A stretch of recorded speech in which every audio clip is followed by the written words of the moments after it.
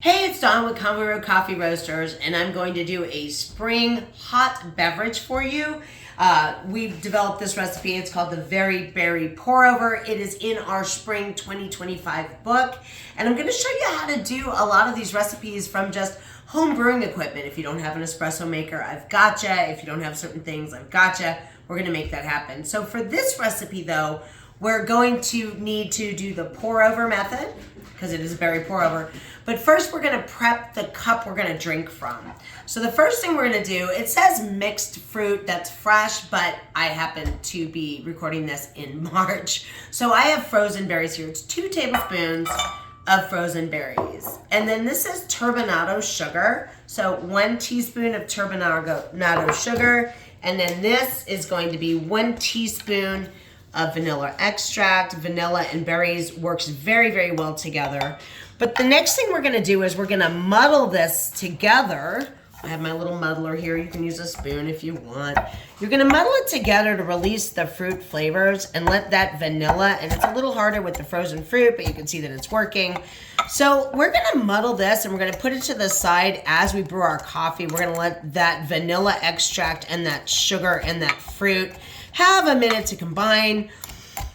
As you're muddling it, you can definitely smell the berry flavors because it does release those aromatics.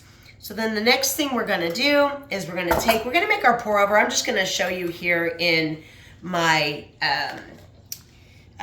measuring cup. Thank you. So again, 2 tablespoons because we're only going to do about 12 ounces of water. So 2 tablespoons. Mike just did an amazing video on how to do the pour over method. The first thing we're going to do is we're going to get the grounds incredibly wet all the way through and allow them to bloom. We're going to give that just a few minutes, let it all expand, all those bubbles come to the surface. It's fantastic.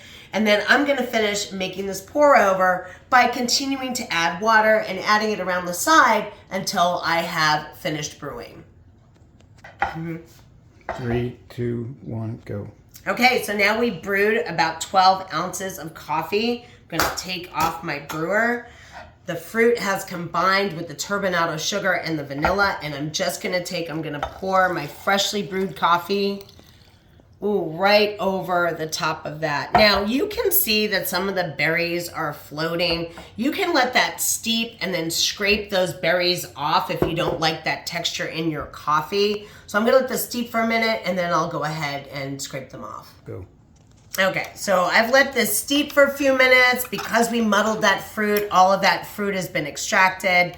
Again, if you're somebody who's not really cool about having like floaties in your coffee, or if the texture would bother you, just go ahead and strain them off. And you know, it takes 2 seconds, but you're gonna get that berry infused flavor.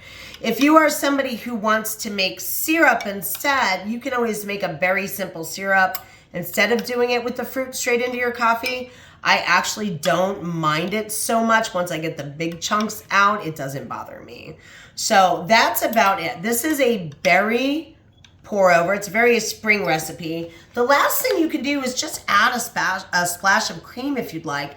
I happen to like heavy whipping cream in some of my spring drinks. I just think it brings a nice richness to it. And I'll be teaching in another video how to make the perfect cold foam. So that's it. Then you just enjoy. Thanks. All right. Thanks for joining me. I'll see you next time.